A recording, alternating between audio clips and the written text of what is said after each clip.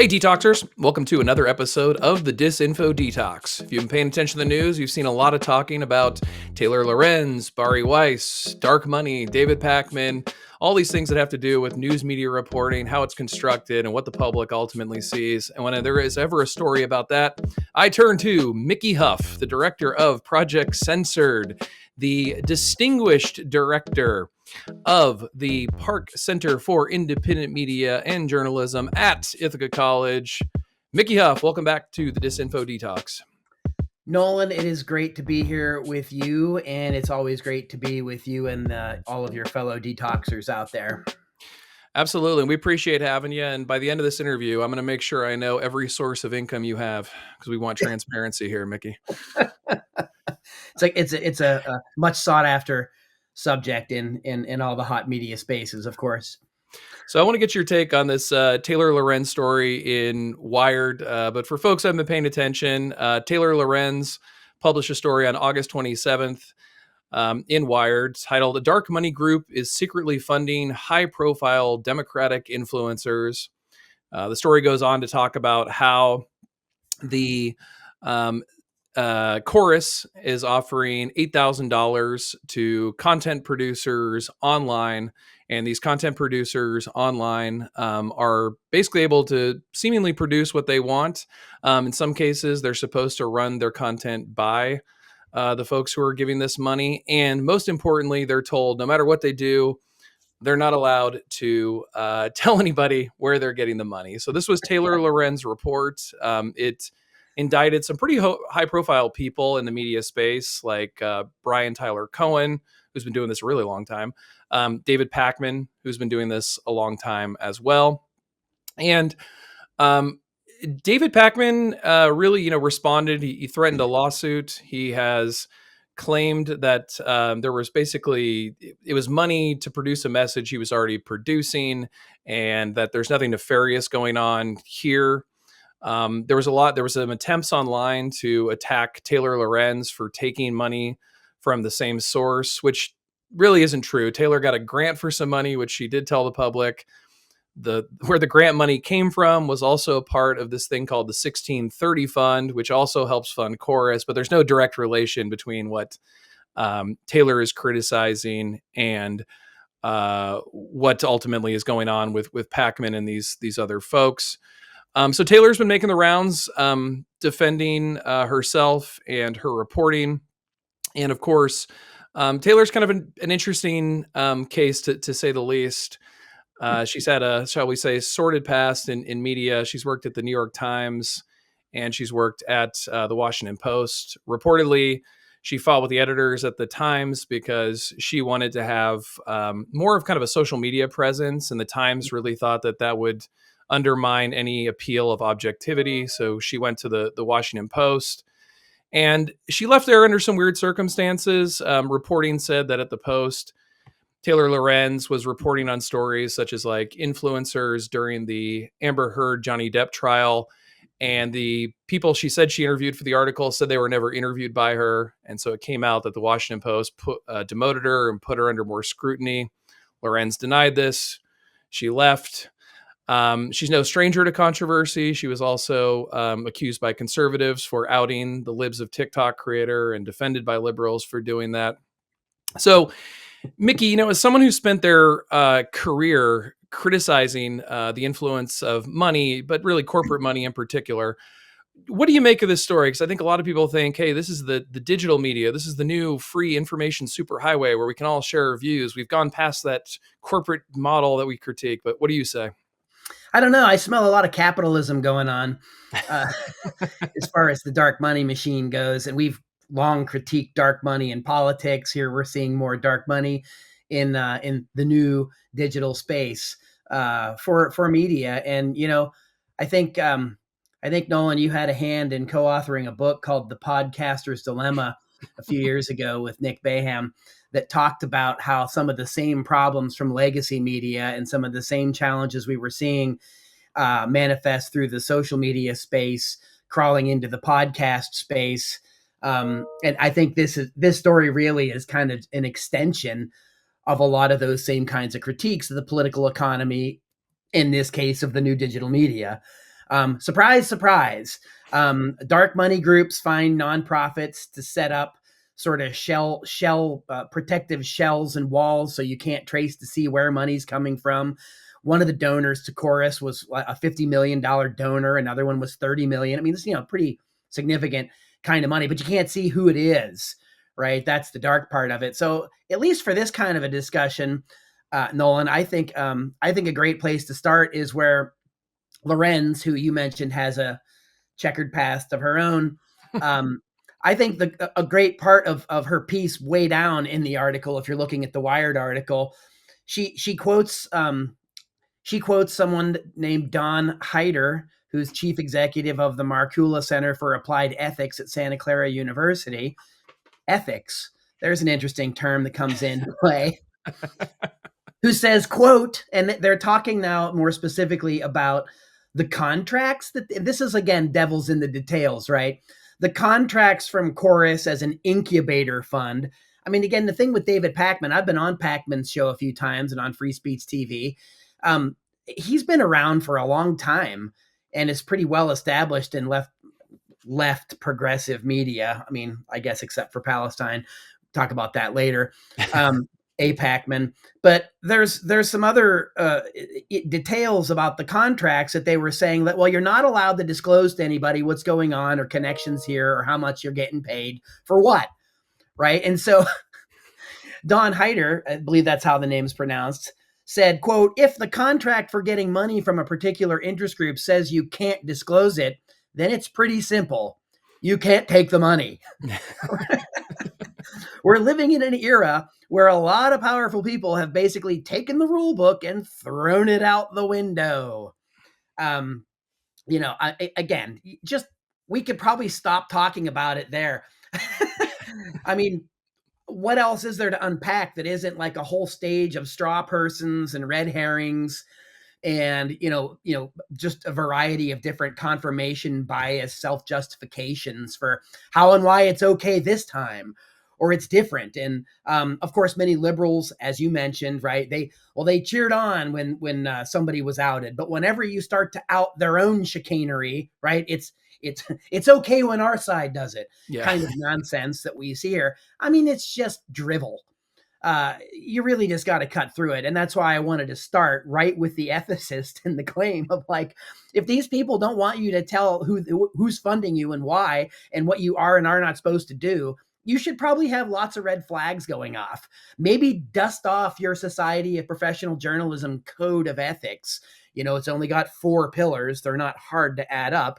But I think that's also what's lost here. And the great irony, too, and I know you mentioned Bari Weiss, who left the Times, for allegedly being bullied and had to go start the Free Press, her own thing, not to be confused with the Free Press, Craig Aaron and the folks that do great work, pushing back at the FCC and for broadband access and so on. The group Bob McChesney was rooted in starting. This is the Free Press, Bari Weiss's online publication. And the reason that that's her history is increasingly important. She kind of branded herself as kind of like, the anti-woke, the mirror image of the New York Times, right?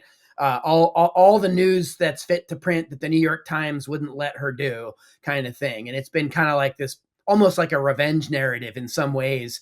Yet she's managed to score up millions and millions and millions of dollars, and pray tell, is now on tap to run the CBS newsroom. The venerated site where we had seen the Edward Murrows and Walter Cronkites in the pantheon of journalism and journalistic history. Murrow took on the red baiting of Joe McCarthy. Cronkite kind of started to deconstruct the evils of Vietnam. I wonder what Bari Weiss will do. Let's talk about that a little bit because, it seems to me that one of the defenses of this, and we also saw this, by the way, we should bring up this scandal, that it's not just liberals. We saw this happen with like Tim Pool and Dave Rubin. Turned out they were taking a lot of money to promote content supposedly in favor of Russia. This happens a lot in the internet age. And one of the defenses is like, hey, just because I take money doesn't mean I change anything I do. But Chomsky used to point out that, yeah, but you wouldn't be in this position. They wouldn't offer you the money if you weren't the type of person to say what they wanted to hear. And I think that applies here because Pakman's producer, David Pakman's producer, was recently on, I think it was Current Affair. And when he was on there, he said he claims he has an email from, I think, roughly about the last year or two of the Biden administration, where essentially Pakman and a couple other major influencers were invited to the White House, and they sort of spoke informally after the meeting. So this wasn't with the Democratic Party. This was amongst the influencers and content creators. And they said that, they all kind of agreed they don't touch Israel Gaza because it's too polarizing. It splits their audience and it cuts into their revenue. So David Pakman's own producer claims he has that email. And you look at someone like Bari Weiss, she has not just defended Israel, which, that's a take, but, has really tried to just kind of propagandize over certain reporting. You can remember like the stories about the children dying in Gaza. She was trying to find every excuse why it was not starvation, why a starving child was dying. But her reward was, there was a $200 million buyout of this, the free press that she created, which anybody who's in the content creation space knows money like that is absurd. No one is going to get that kind of money. That's not where the market's at. And now, she finds herself at CBS, again, a company that is trying to get itself back in the good graces of the Trump administration and avoid critiques of Trump. And Trump has been very critical of anyone who's critical of Israel and news media. So it seems to me the folks like Bari Weiss, and at least if David Pakman's producer is being accurate, these folks are getting this money not necessarily to be told to say something else, but they already are saying what these people want them to say, and they know the threat. If they say something they're not supposed to say, the money will disappear. But what's your take, Mickey? Well, very similar. And political scientist Michael Parenti long said it out loud in the Project Censored documentary, Project Censored the movie, Ending the Reign of Junk Food News. Basically, these people are able to, they have free speech to say what they say because the people paying them agree with what they're saying. There doesn't need to be a secret meeting. There doesn't need to be a memo. It's already known, unfortunately that kind of corruption has been known for decades. George Carlin used to joke about it and, talking about there's no need for any conspiracy theories. These people have like interests. Funders like David Ellison, son of Larry, from Oracle fame, the multi-billionaire, right, has money to throw around. And this is just another example of the big tech sort of dark enlightenment scene coming in and trying to, gobble up legacy media space. And CBS and ABC capitulated early on to Trump. Billionaire Row bent the knee. We just saw a bunch of the tech industry sycophantically genuflecting at the White House dinner about how great it was to be there and how great of a leader is Trump. And Mark Zuckerberg's pledging to maybe give $600 billion, and he's caught on a hot mic saying, I didn't know what I was supposed to say. Right. But no, you did know what you were supposed to say, and you said it, and you were lauded for performing accordingly. Well, that's unfortunately what's happening in this entire digital space now. Right. And so the elevation of someone like Weiss to CBS is clearly connected as far as the timing. I mean, again, this is hard. I guess there's coincidence theory. We could run down that one. Just so happens that the merger with Skydance and Paramount goes through when David Ellison comes in. And of course, one of the early first things he's doing is like, well, we're going to change that. We're going to stop editing of news shows. I mean, that's just preposterous. News shows have done editing for ages and ages. And you can always say, well, one edit was done on purpose to conceal X, or the edit was done for concision. I'm not opening that can of worms. But now CBS is saying, well, we're just going to live the tape and we're not going to edit this stuff. I can't wait for this, though, to backfire, because, it's not just Democrats that stick their feet in their mouths.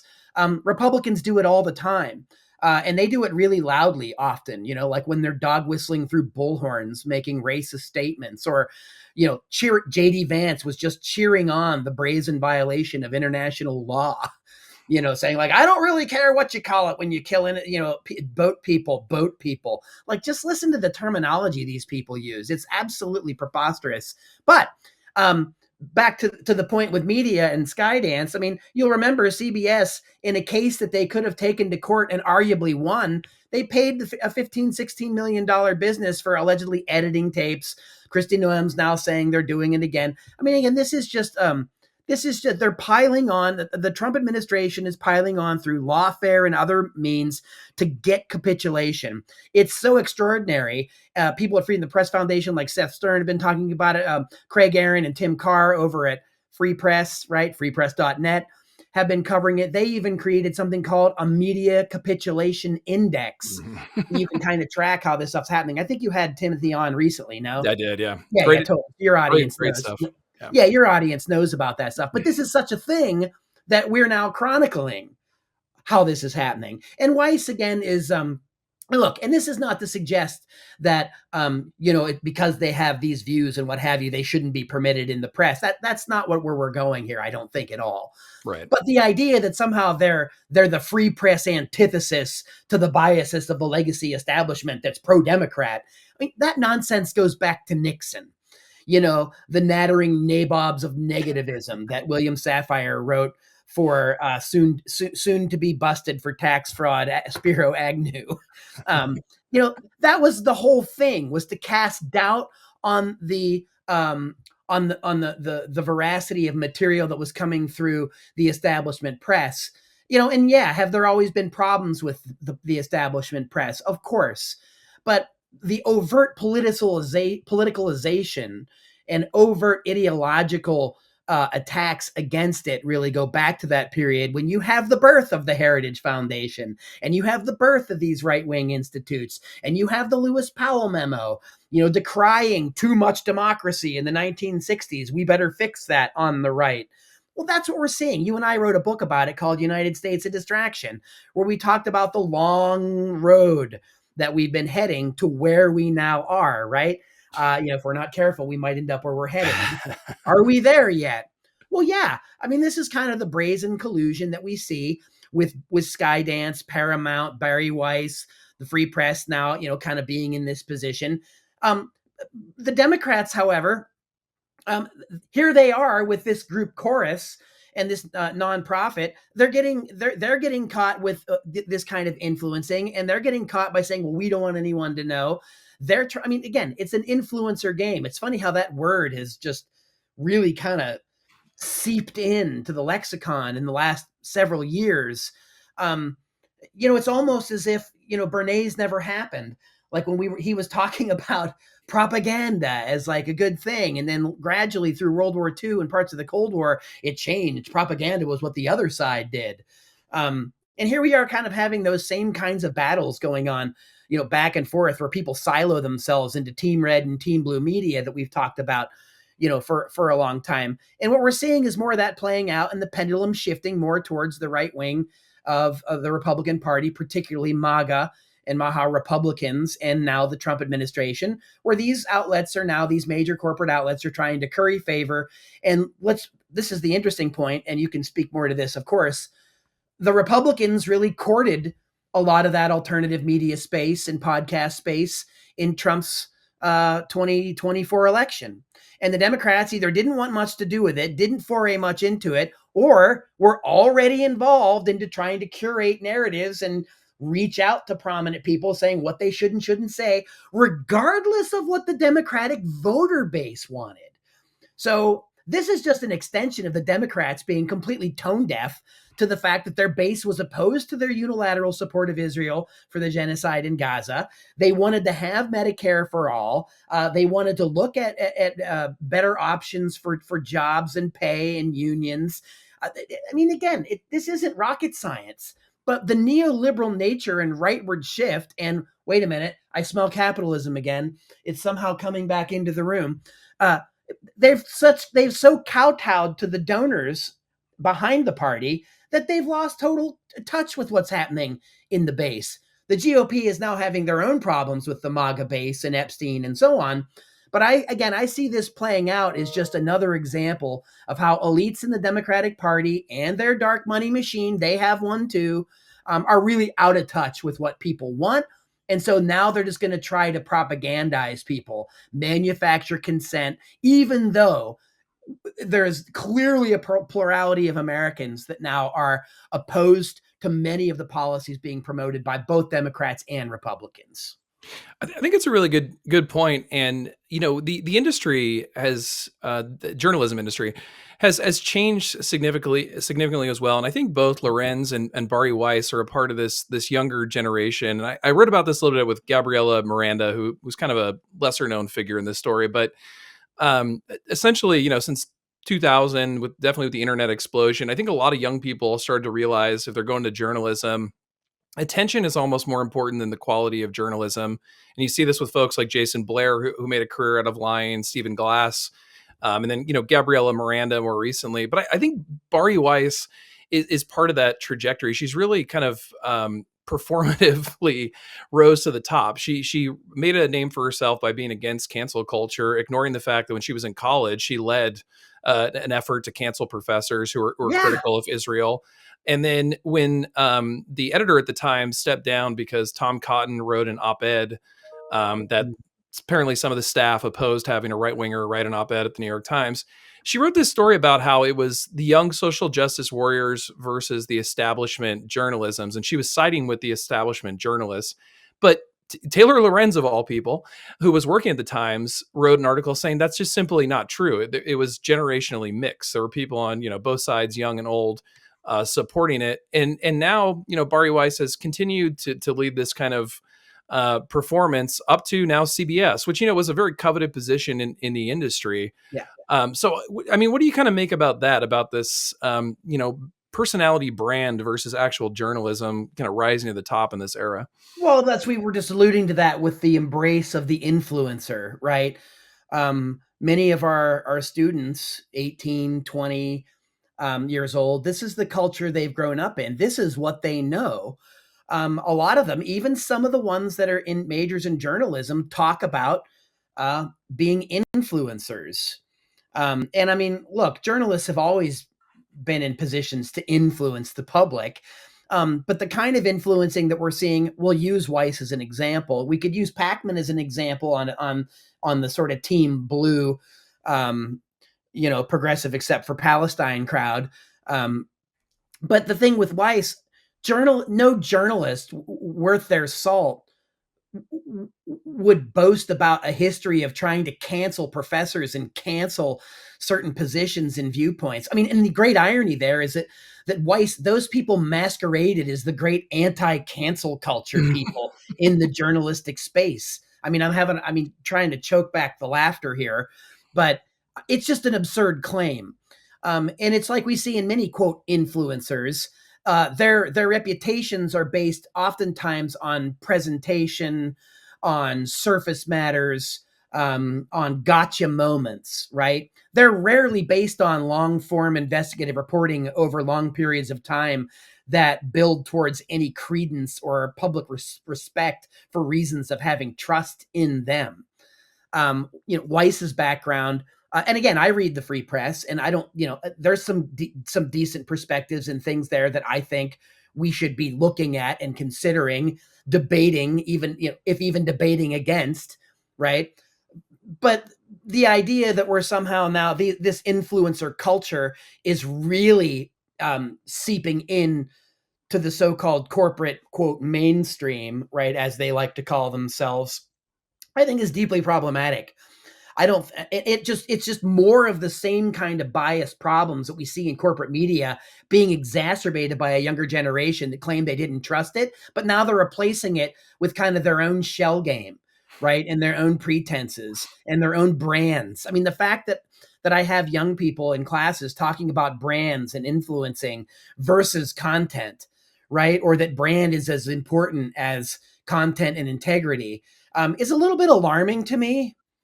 I'm not saying that there's no reason to have a good brand or to, especially if it's based on ethical reporting and journalism, right? Project Censored, you could say, has a brand, as it were, or the Park Center. But, I have to say that I have a kind of a knee-jerk aversion to the notion of branding and marketing and a lot of time and energy that goes into it versus letting your work and storytelling stand on its own merits. And I think that a lot of the drama that gets created around the influencer culture seeping into the journalistic space, like we're talking about here, and other shows too, like The Breakfast Club and Midas Touch and, that kind of stuff, right? And I mean, an issue with Pakman, the fact that he's on this list and there's claims that he's getting money from this dark money group while he rails against the right and rails against Republicans. I mean, that should just degrade any kind of public integrity that people would see in him, which should damage the brand, right? To speak in commercial parlance. But I think too, a lot of folks aren't paying too much attention to this until a story like this with Lorenz kind of blows it up, right? And then Team Blue gets all mad and says, well, we don't do it as much as the other side, and it's not as bad, and it's better when we... This is just ridiculous. This is influence peddling. The word influencer is already there. It's influence peddling. It's trying to drive certain narratives. And more importantly, it's suppressing other factual narratives that are exposing extraordinary corruption and crimes the world over.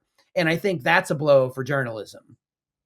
Yeah, I totally agree. And I saw some, critics of Pakman and Cohen and others point out that, they're also, those very same critics are critics of corporate media. And they say, well, at least like corporate media, you have the commercials or you have where the money's coming from. And it was the lack of transparency. I thought that was kind of an interesting take but what do you kind of make of that? How important is transparency and kind of your analysis of the influence of money and ethics here?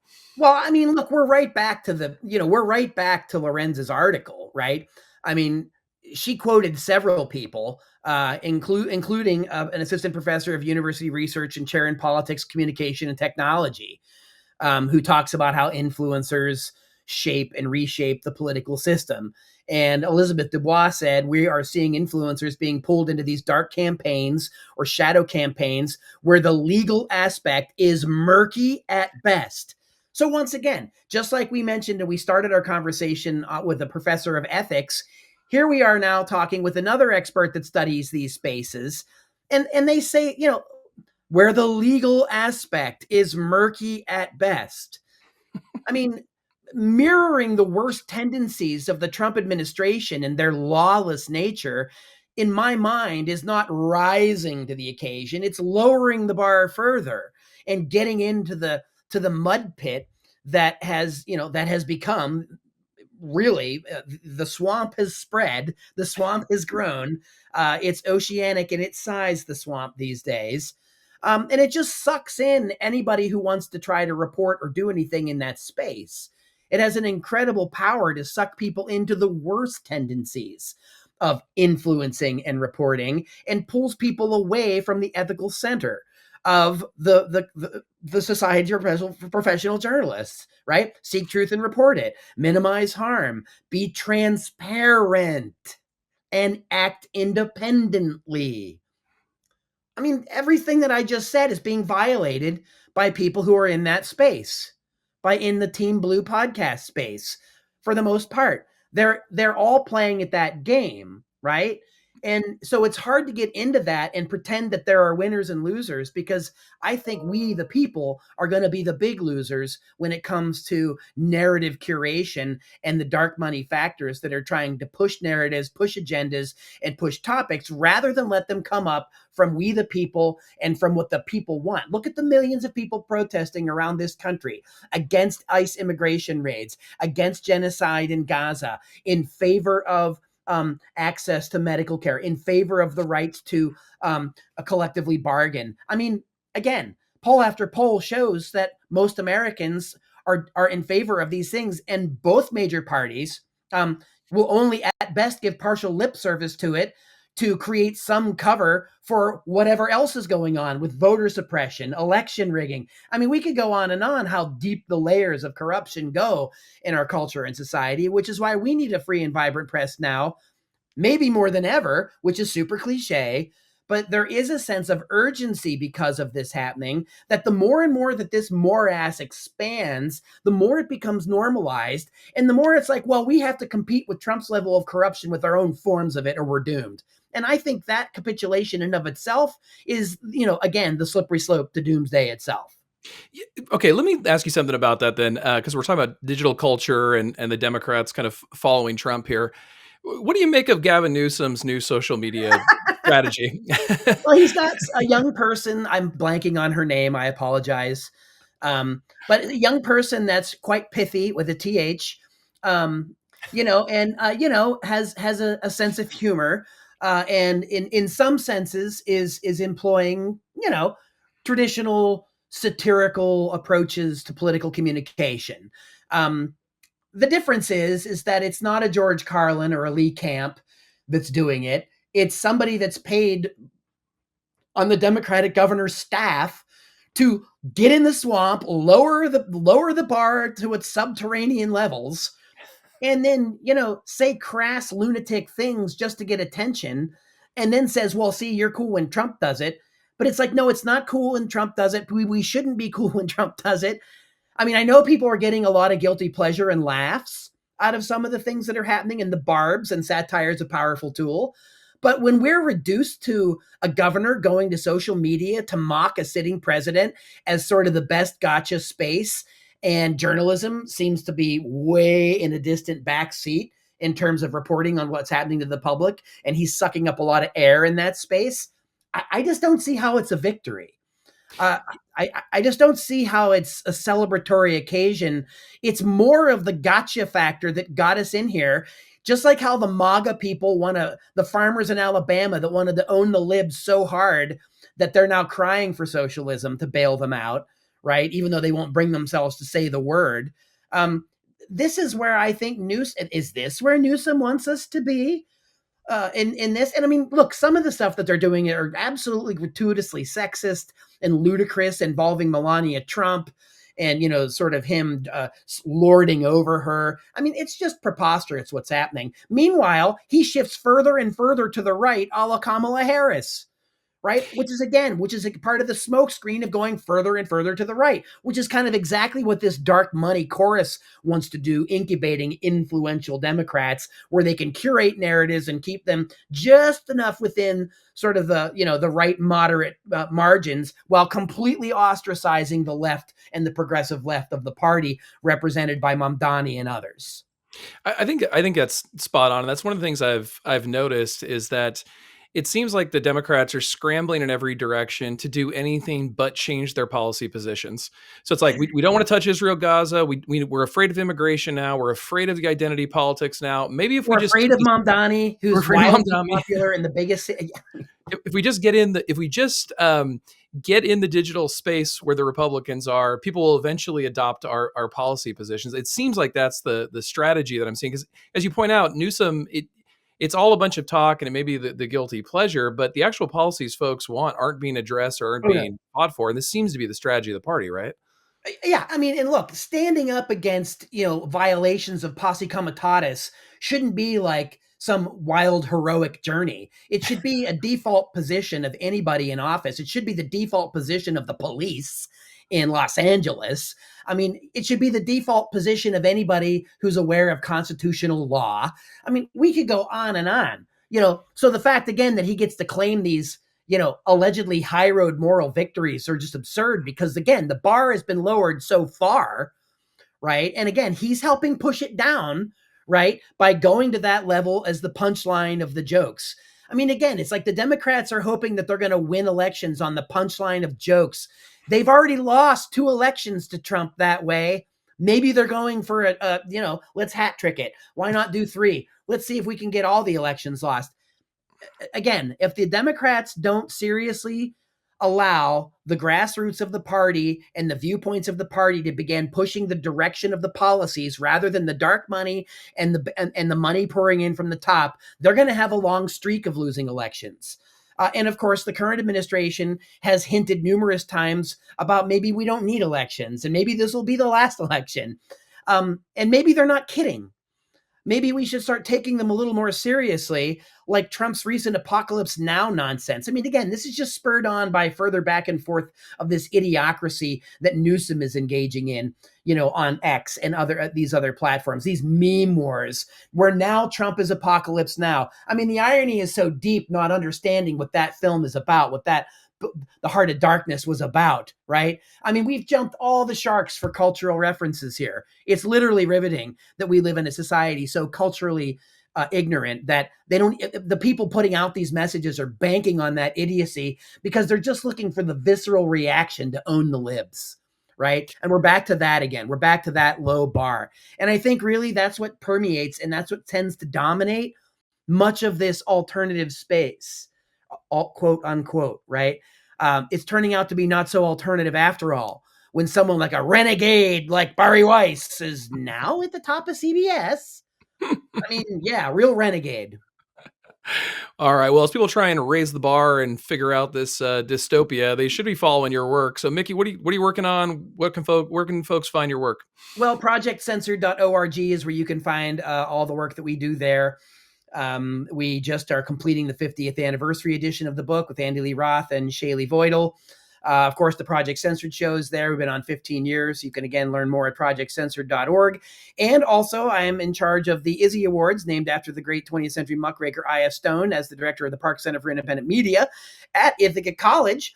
So we're revamping our website. We're getting another lecture series going where we're bringing just really a series of great independent journalists doing fantastic work so that we can further platform them and further show the next generation of intrepid muckrakers what real independent journalism in the public interest looks like. So you can go to parkindymedia.org and projectcensored.org to learn more, or follow me on social media if that's your thing. So thanks as ever, Nolan, for having me on the program. It's always a delight. Oh, and by the way, we're probably going to be having some students and folks working with you. And we're going to be bringing you involved more as a fellow of the Park Center. And we're going to be doing a little more collaboration educationally in this space to kind of practice what we teach, right? Not just sort of talk about it, but actually do very educational things around media literacy like you're doing on your program and with the Gaslight Gazette. Okay, good. But if there's any contracts, I have to disclose them. All right. He is Mickey Huff, the distinguished director of the Park Center for Independent Media at Ithaca College and the director of Project Censored. Thanks so much for coming on, Mickey. Thanks, Nolan. Thanks, Detoxers. All right. Thank you, Detoxers. We'll see you next time.